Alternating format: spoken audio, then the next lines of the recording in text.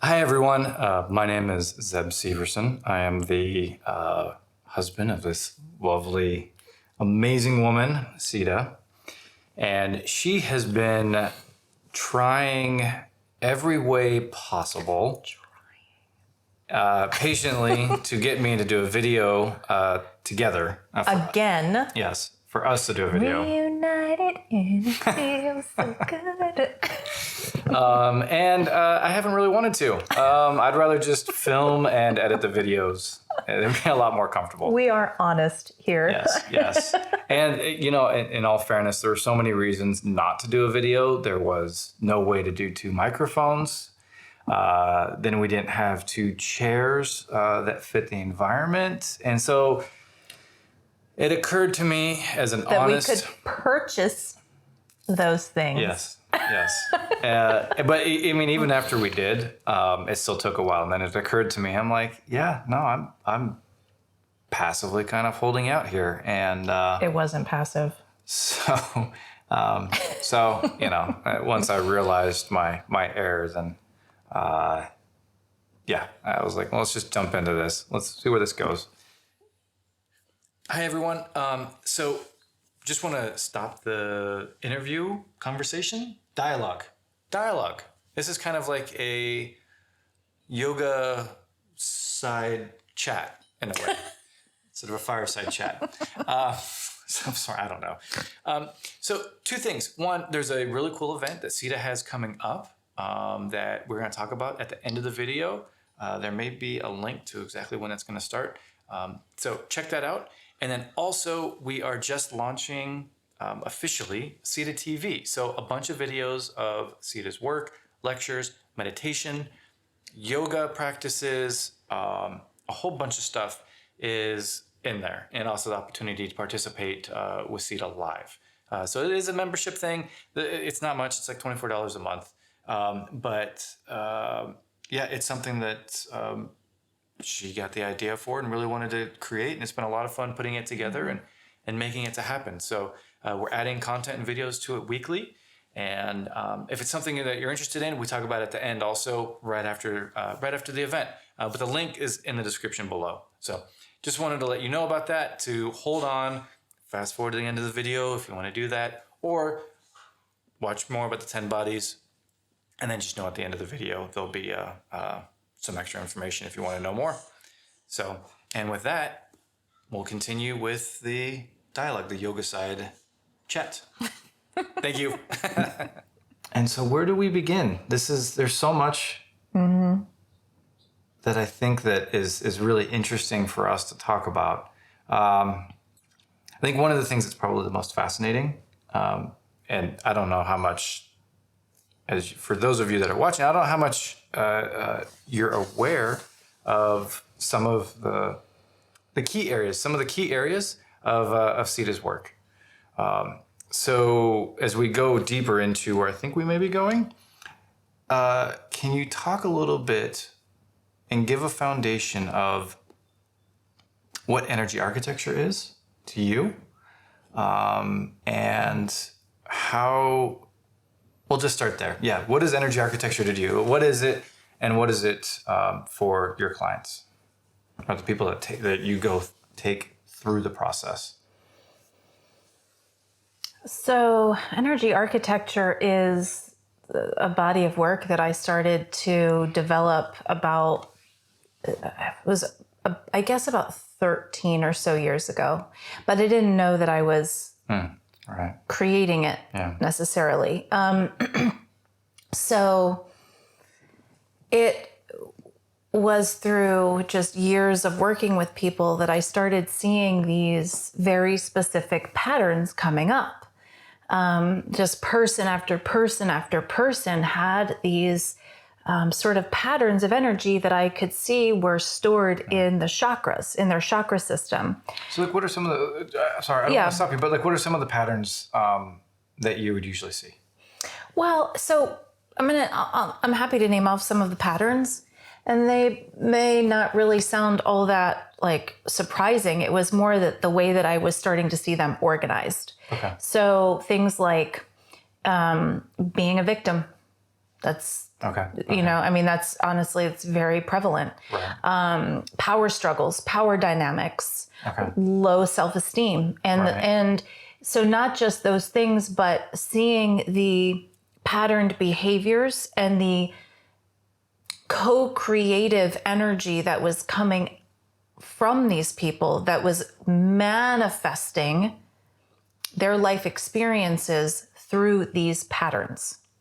So like, you know, we talk about like people talk about law of attraction. Yeah.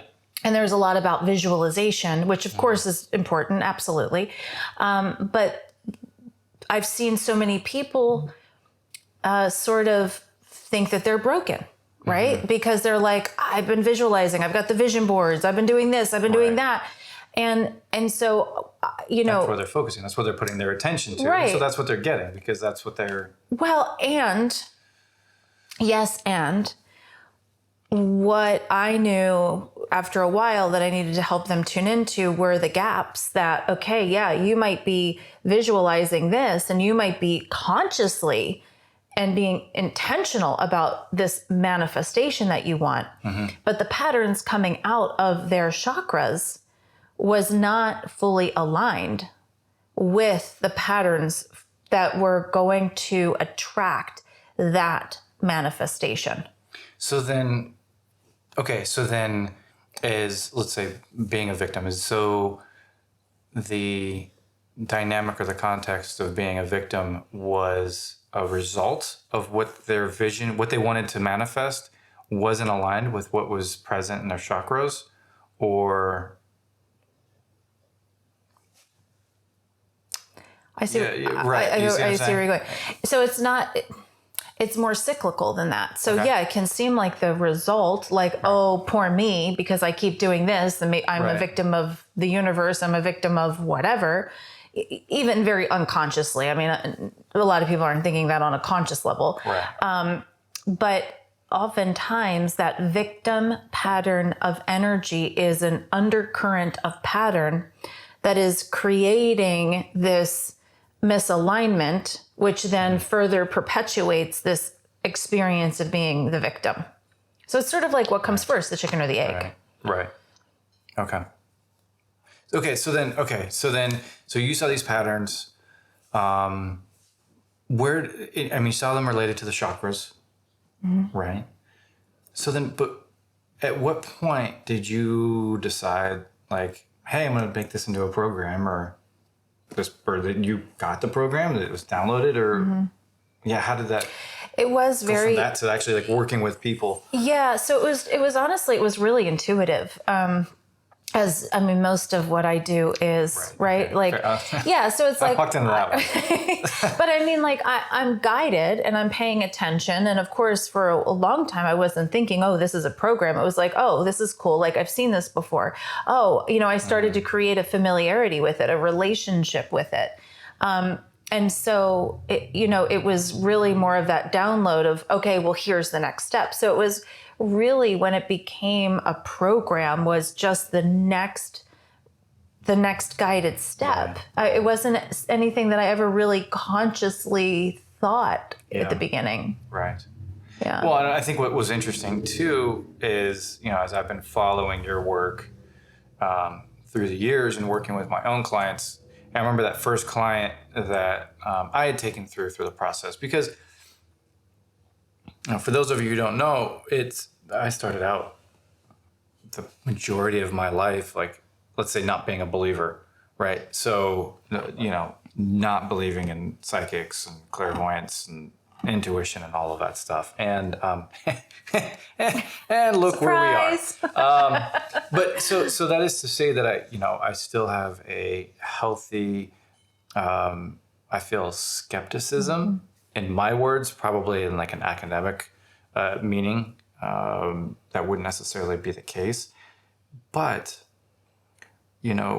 as we're going through and navigating and trying stuff, or developing different approaches or programs that we talk about, I still kind of go about it in a scientific way. It's like, okay, people are seeing results in a different way than say Reiki or, other processes that are out there, you would take people through the process, partway through, somewhere between chakra, either 2 to 5, and it's just like this huge opening and awakening. Yeah. But, as I look at this and having my own clients, it's, understanding and seeing how much Sita does that I don't do. That's not in my wheelhouse. You would probably say yet, but it's just not skills I've developed. I have a healthy amount of, well, how much of it is just her? Mm-hmm. And so then we played around with it. And the first couple of clients that I took through the process, again, I think for them, it was like the 3rd through the 5th, 6th chakra that they really got the aha. They're like, oh, so this is what this is. Like things are so much different now.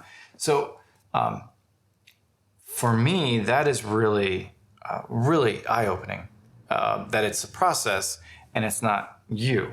I will put you up on a pedestal because I absolutely adore you. You're like you are the goddess of my life. But the profoundness isn't anchored in exclusively to you. No. And I think that's one of the reasons that makes it so wonderful. Yeah. And then, we have energy architecture, which goes from the 1st chakra up to the 8th.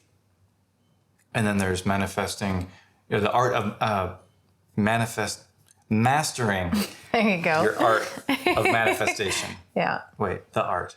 Mastering the art of manifestation. I'm not sure I helped with this name. Through the 8th chakra. Through the 8th chakra, right. And so that's a similar process, but it is different because it's going from the 8th chakra down. And again, here's what was really fascinating is that people had gone through energy architecture. They'd gone from the 1st chakra up to the 8th, and then gone through the program to go from the 8th chakra down, different experience, different realizations, different ahas. So, that really leads and lends itself to this work being a lot more dynamic than, I guess, from my words, like what we understand. But it does have a huge impact.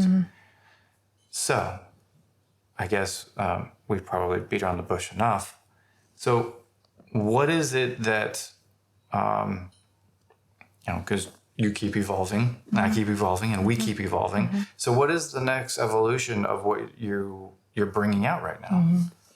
Well, obviously, the hallmark for me, or the touchstone, is always the energy architecture piece, because it has become so integrated. For me, it's really just the lens at which I see people through, including myself, and even like consciousness at large. It's just it's just the fabric of who I am at this point. And what I have really fallen in love with is the 10 bodies, which is an ancient, it's actually definitely not mine. It's an ancient yogic technology. And what's so profound about it for me is that it so deeply validates the energy architecture process. It's so... Oh, really? Yes, it validates it and it complements it. So it's not different. It's not a completely different process and system, a different way of viewing, I guess, energy. It is. It actually is. Okay. Say more. We're intrigued. So it is a totally different system. And at the same time, there are places where there are some overlap. Okay. And I've found that within the 10 bodies, there are inherently some of the solutions to the ingrained patterns in the chakras that I was naturally bringing in, but they are built within the 10 bodies within our energy system. And just for, as a point of clarification, the 10 bodies are not hierarchical. So it's not, we're not looking at it from like layers of an onion. They are. Oh, interesting. Because I always thought that it was. Well, you would, because they're numbered, of course. Yes. So that would, Right. logic and reason would point us in that direction. Yes. Well, I mean, I understand the dynamic of life, but yes, layers Yeah. are nicer. Right. But there it's more this synergistic, harmonious relationship between these different energetic patterns that sort of govern, not even sort of, that govern different aspects of us. Okay. And so the different aspects, shockingly, are the mind, body, and spiritual realm, but they are really a path of mastery in how we expand Okay. in our consciousness. So through the 10 bodies, we are able to connect in a deeper way to these 10 aspects of ourselves, which includes 6 of these layers are energetic. And that's one of the things that I love about them. Okay. So what are the other 4? There's one physical body. Because you say 6, and we're talking about 10, and I'm yeah. like, okay, so then Yeah. what? Say Of more course. about the other 4. Yeah, so we've got the physical body, which is 1, and there's 3 that are the mental. But what's cool, what I love, because I think I also have a healthy level of skepticism in a different way that you Right. do. And Yeah. I need, Yeah. I need to see things. But you're seeing it. I'm not seeing what you're saying. Exactly. But I still, but to me, experience is the greatest teacher. Right. It's not just seeing, it's what experience can actually have, because we can actually have, because once we can experience it, it becomes a reality. It becomes real. Right. Well, And that's where so faith comes in. It's, Because we were just talking about this with our daughter, that kind of communicating faith, it's like I've had experiences that I can share with anybody, but that doesn't mean that they're going to believe the profoundness of the experience that I had of those experiences. yeah. And so that's where, it's for me in that instance, that is a perfect example of faith. It's like, I experienced an instance of this, and it happened more than once. And so that gives me the faith that there is so much more continually, let's say infinitely also. Yeah, sure. Let's go there. infinitely deep. Yes, let's do it. It's all spaced. It's all happening right now. Well, and here's the thing though, because even a word like infinite, we know what we can conceptualize to the best of our ability. Well, there's countable infinite, and there's... Okay, Mr. Physicist, let's not go there. Oh my not gosh. actually a physicist. No, but he's I kind of tried the got first that thing course going. like several times. It didn't- But okay. In time. Yeah. When I'm older. But even the idea of the infinite as we sit here in physical form, it's hard to really grasp. Infinite means no beginning, right. no end. Okay? Okay. And so we still want to put some kind of linear structure to it so that our humanness, Right. can actually have something tangible to work with. Right. And so back to what I was saying of what I love so much about these 6 energetic layers that we have is that it gives us a context. It actually gives us a way to work with these energetic aspects of ourselves without it just being this nebulous idea of energy. Right. Right? Where it's just like, okay, Yeah. yeah, everything's energy. Well, what does that mean in practical measures? Like, how does that serve me? Like, so with the 10 bodies, it speaks so beautifully to empaths. Like, I'm an empath, like we're in a house of empaths. Turns out. And 2 teenagers with that. Oh my goodness. But it's very powerful for empaths because obviously empaths are so energetically sensitive. And so, I remember for the longest time, people saying to me, oh, just ground, just like, imagine that you're growing tree roots through the bottoms of your feet and breathe. And it is like, which is great. And it has its place.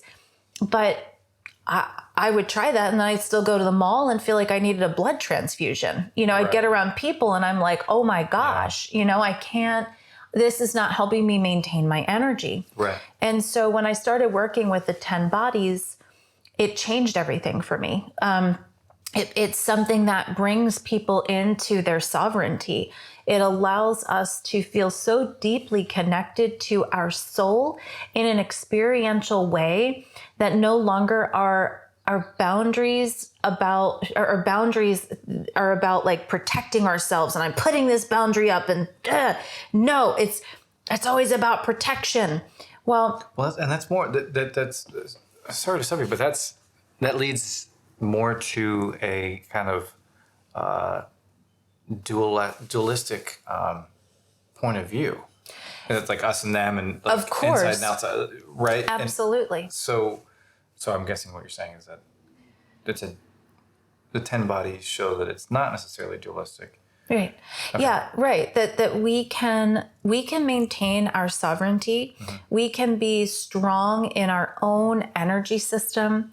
And that our sense of energetic boundaries, personal boundaries, mental boundaries, they just naturally show up with us because we're so clear about who we are, and it doesn't prevent us from connecting to other people. Okay. So our boundaries become about us learning to be the totality of who we are in our own mastery, mind, body, and spirit, while being in direct relationship to our loved ones and everything in our lives.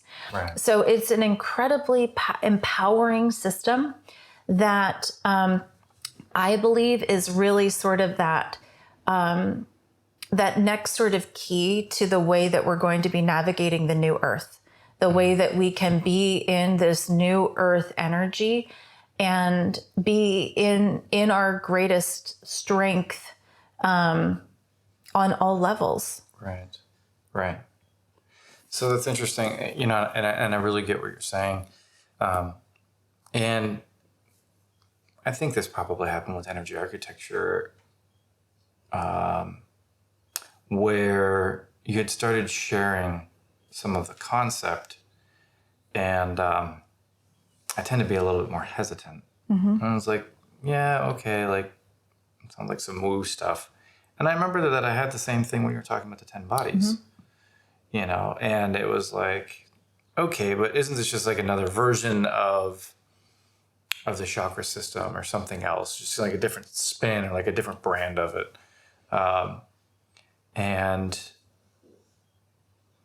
yeah, I don't think I ever really voiced that to you specifically, or maybe I did kind of in my own way. You probably knew anyways and just kind of left it alone, I'm sure. But what has happened is over time, as I've been hearing you talk about the different bodies, as I'm doing all of the videos, right? Or I'm in the other room while you're recording or whatever, that you'll start saying stuff and I'm like, right, okay, like, all right, okay, I get that. That has nothing to do with me. I'm sure that's not me at all. I don't need help in that area. I'm totally have that area covered. Like, okay. Mm-hmm. So, I started to get for myself where some of the gaps were, right? And why, and what that looked like in people. Yep. Well, okay. So I think we're probably jumping ahead a little bit. I imagine everybody is probably like, oh, let me just shut up and say what the 10 bodies are. We may want to talk about what are the 10 bodies. Sure. Like, what are the, in a linear fashion, if we could. Sure. Not so much dynamically. I will do it in sequential order. If you could. And while you're saying that, I'm going to look to see what other questions, because I had to prepare for this. Okay. So the 10 bodies. The first one is the soul body.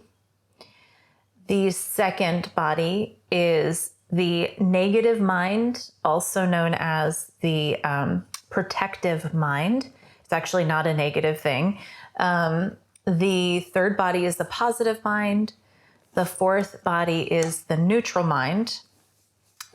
The fifth body is the physical body. The sixth is the arc line. The seventh is the auric body.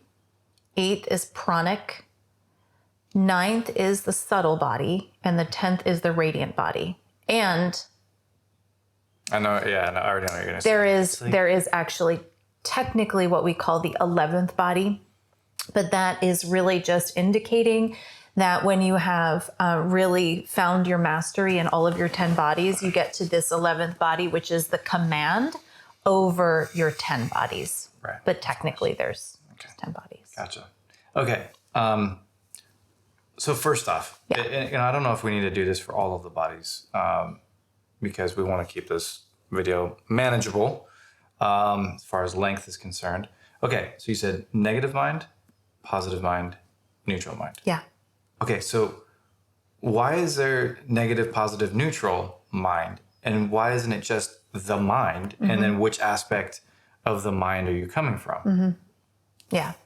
Okay. So yeah, I'm not trying to sharpshoot here. No, I'm it's just fine, because we could totally go down the rabbit hole, because there's 81 facets of a mind. We're not getting it. That is a video for another day. That is a jeweler's dream right there. Yes, it is. Exactly. Right. See, we're all the jeweler's diamonds. Psychologist.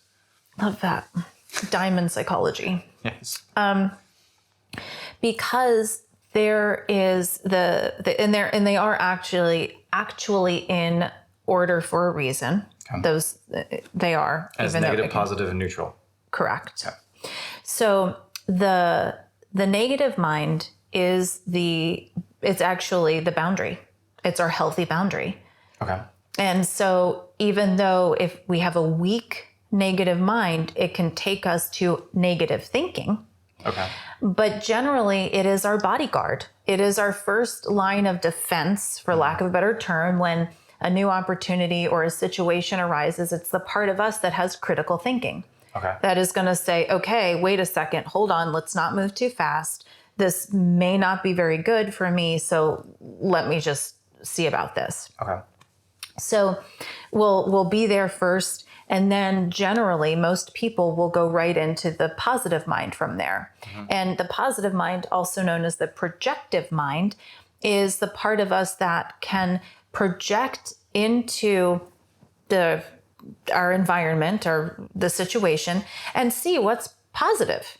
But wait a minute. Okay, this could be great. Here's all the different possibilities. This could be amazing. Yeah. But then we want to the positive mind sounds great, right? But the thing is if we have a weak positive mind, it can actually take us into grandiosity. It can take us into magical thinking, which is... If we have a weak positive mind. If we have a weak positive mind. If we have a strong, healthy positive mind, that's the one that gets to see possibility. That's like, oh, that's possible. That's possible. Right. That could be possible. Right. Right. Now, it's not that it's bad to be in a positive mind, because of course a lot of people might be thinking positive mindset or positive thinking right now. Right. But here's something that the 10 bodies teaches us, that even sometimes in our positive thinking, we could be setting up our own human limitations. Which is why we want to navigate from the negative mind to the positive mind. Like, we discern, is this opportunity good for me? Yeah. Is it not? That's the negative mind. Mm-hmm. Then we go and see the different possibilities. Mm-hmm. Then we want to make our way into the neutral mind, which is also called the meditative mind, or the yogic mind, some people will call it, because that is where it actually creates the field of possibility of all the good possible potential, not just the things that our humanness can attach to and say, oh, that could be positive. Oh, that could be good. Oh, that could be good. Again, that's not a bad place to be. Right. And we could still be limiting ourselves. Right. So when we go into this place of neutrality, we can be open to whatever the possibility is, not creating an attachment, not creating an agenda, and allowing ourselves to really be fully open. Okay, so okay, correct me if I'm wrong. The way that I'm understanding the positive and the neutral mind is that the positive mind, a weak positive mind, will be too attached or carried away by real big ideas that are probably not really that feasible, or just really never land. Yeah. Okay. Yep. And so the neutral mind is less of a knowing, a conscious knowing of what is possible, but knowing consciously that anything is possible. Yeah, in a way. Yeah, it connects us to the true field of infinite possibility. Right. And where we don't have stories and agendas and attachments. Now the one thing, because I know a neutral mind could also sound like really kind of boring in a way, like neutral, like. Yeah, I get that. I mean, it depends on where it's coming from, but yeah. Exactly. Okay, so it would sound kind of boring if the person, speaking somatically, if the person had a really heightened nervous system. Yes. It would be like, oh, yeah, gosh, I don't want that's that. boring. Do like, not sign me up for that one. retreat. Like, right. No. Yeah. Oh, it sounds heavenly. So a weak neutral mind is where we would be apathetic. Like, I just don't care. So we've gone beyond neutral. It's just like, I just don't even care. Okay. So that's when the neutral mind can become a problem, where we're so detached that we're actually disconnected. Right. But when we're in a healthy, strong, and neutral mind, we are still connected. We're fully connected, but we're fully present. And when we're fully present, that is when anything is truly possible. Right. Yeah, I get that. I get that. Can I add something else? Oh, unless. Yes. No. It takes me a minute, because when she goes deep, I go deep, and then I just start melting a little bit. So as I'm trying to like ask questions or figure, try to understand where to go next, my weak positive mind takes control, or I just have too much of my neutral mind or something. So yes, what would you like to add? And we don't need to go deep into this today. We could certainly maybe talk about it another time. One of those comments. Yeah, it is. So with these 10 bodies, there is something called tantric numerology that comes with it.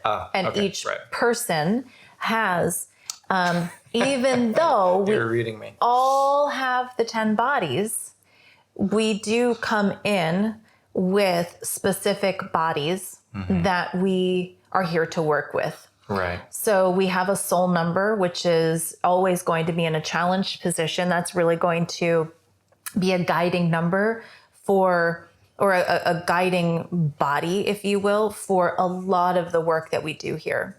Then we have a karma or karmic number. So that is usually something that we've brought in from another life experience or other life experiences. Okay. And it's influencing this lifetime. And so that body will be affected that way. It's also another one that's in a challenged position. Then the path number is the last one that's in a challenged position. But that really gives us information about the variety of life experiences that we've had and what we've really come in here to master that we've pulled from these other life experiences. So the two places that are more what we would call supportive or challenged, I mean, technically they're all supportive of our soul's growth, but some certainly are. We don't necessarily always experience them as being supportive. Yeah. We have our destiny number. And the destiny number is truly like, what is your soul destined to become in this life experience? Okay. And it is going to be through one of those bodies that you'll learn to really master something in particular. And it relates very much to your gift number, which is the other supportive number.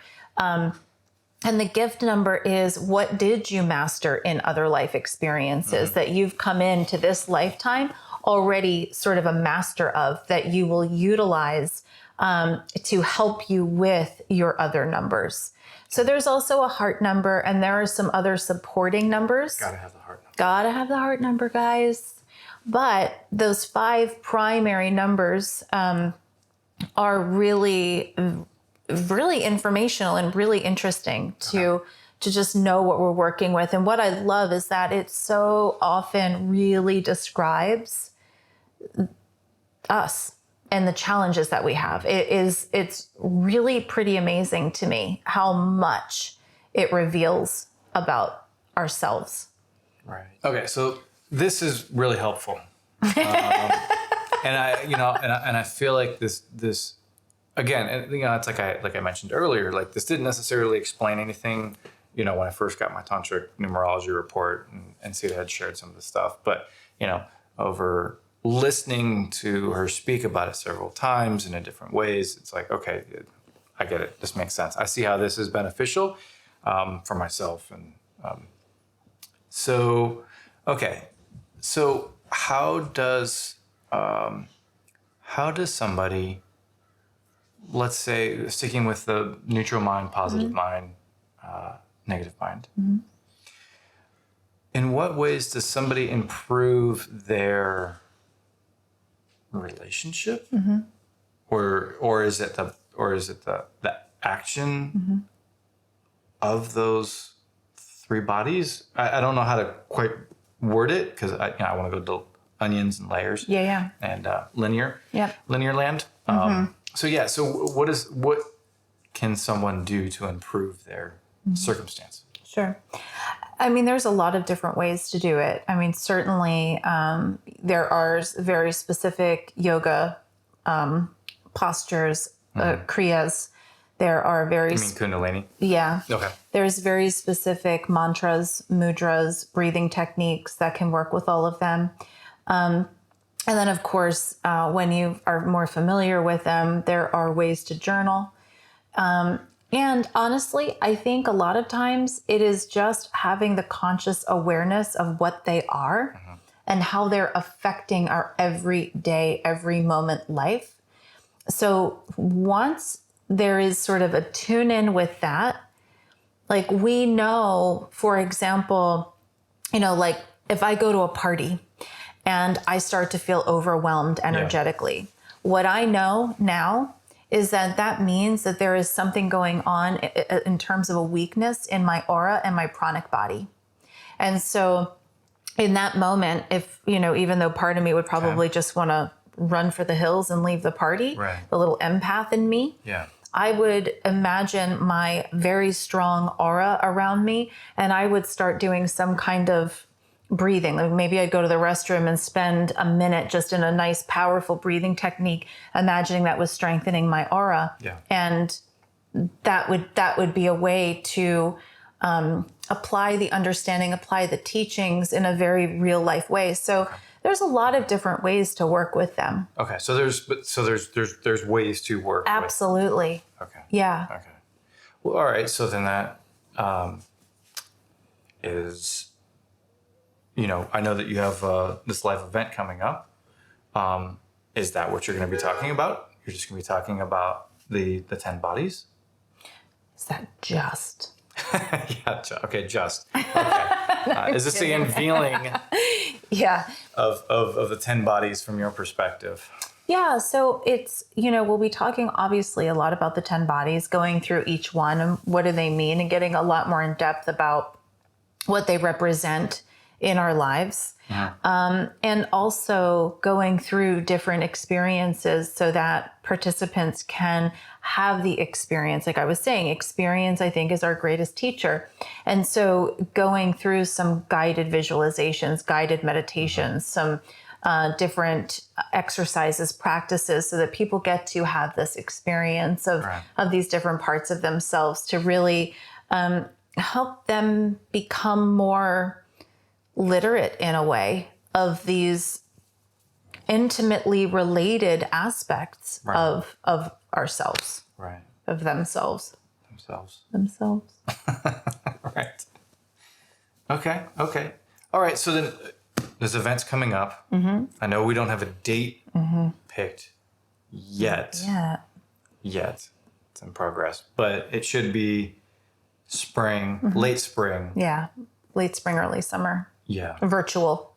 Yeah, it will be virtual. Yeah. How long is it going to be? It's be a day and a half. Day and a half? Yeah. So very immersive. Okay. which is part of the point. Because with work like this and having that experience, the immersion is a way to really have an actual effect, to leave it with a change and not just head knowledge where it's like, yay, okay, that was cool. Now what? Oh, yeah. You know, the now what's important. Yeah. So this is very integrative, and it also fosters the now what? What do I do after I leave this and have had a shift? Okay. Yeah. But so what sort of takeaways are you planning on having? Well, again, I've mentioned empaths. It's not just for empaths. It's fantastic for empaths. One of the things that we'll really be focused on is how to create your sort of new earth expansion map. Okay. What does that look like for you personally? When people will learn what their tantric numerology is. So I will guide them to just show them how to do it for themselves. And so knowing what their own personal numbers are and being able to interpret that for their life so that they can better understand why they're having some of the challenges that they're having, and why they have some of the gifts that won't leave them alone, and why some of those stirrings of destiny keep, sort of whispering or even yelling in their ears, and what to do about it. Right. So it's very personalized in that sense. And it's just a way of bringing consciousness within oneself more to life in very practical and applicable ways. Right. Well, yeah, because that's something that we always try to do. It's not just about information. Exactly, because there's a lot of great information out there. It needs to be actionable. It there does. needs to be something that people can actually do something with. Yeah. And we'll work on balancing the minds. Like, how do you do that? That's really important. Yeah. I think one of the things that we don't do as much in the West, and we've gotten better at it, but in the East, they've always trained the mind. That's one of the oldest teachings that they have. Right. And so when we can look at the three different mind bodies, we can start to understand, how do I work? And so how do I need to train my own mind so that I can go into that neutral place? Because the neutral place, being in neutrality, is really where the alignment is, where the presence is, where everything is. Okay.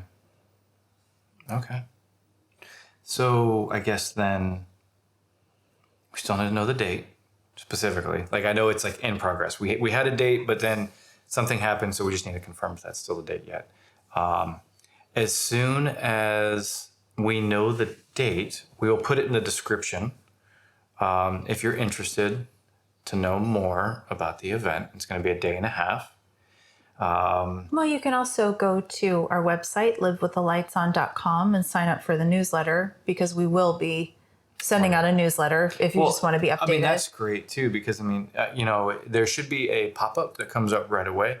One of the things that's really cool that we did is, so often people would have bad readings when they come to have a session with Sita, and The bad reading was not with me. the bad reading was not with Sita. People previously or after had a bad reading and then would share that with Sita and be like, well, so-and-so said this, and what's going on? Anyways, so again, kind of coming from like a logical place, there really isn't a guide anywhere that we found of like how to avoid having a bad reading with somebody.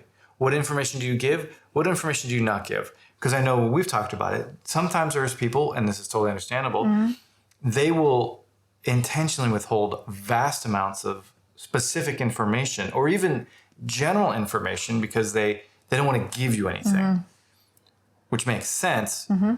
But the way that I understand the way that you're working and seeing the world is that you got to give a little bit of something, because as you're getting the information, you kind of need to like be guided, like, is it in this direction or is it this direction, or is it this type of person or that type of person that I'm seeing that you're familiar with? So anyway, so if you sign up, there's a video, it's like 20 minutes, 30 minutes long, of how to get the most out of working with a psychic. and how to avoid having a bad reading. Yeah, and it's not specifically with me. This isn't with promoting anybody. me. This is like what to look for. Yeah. Yeah, and warning signs, what the warning signs look like is somebody that's just doesn't have the best, maybe the best intentions or the highest level of professionalism. Or they even have great intentions and they haven't necessarily done enough of their own work to not have their own work get in the way. Because I know a lot of people have really good intentions and really big hearts, and it's not necessarily, they're just not quite there yet in their work. Even though they're skilled, there's just some important refining that needs to happen. Right. Yeah. So as soon as we get the date, link will be in the description for you to learn more. You can go to the website, sign up for how to get the most out of working with a psychic and avoid a bad reading. And if you like this video, if you want me to keep coming back, Yes. you will have to let us know. Because if we don't get the feedback, I'm not going to do more work for myself. But this is so fun. It was, and I will get more loose too. Next thing we'll be doing like couples Kundalini next month. Oh, that or so. will happen, but yeah. Oh, last thing, and then we got to finish. For those of you who don't know, we kind of had a harder time navigating what videos to put up on YouTube and what would be better probably not to put on a public form. Scandalous. Yes. And Sita had been wanting to do this for a while, meaning 6 months. And so we made a platform with a bunch of her wisdom, practices, meditations, lectures.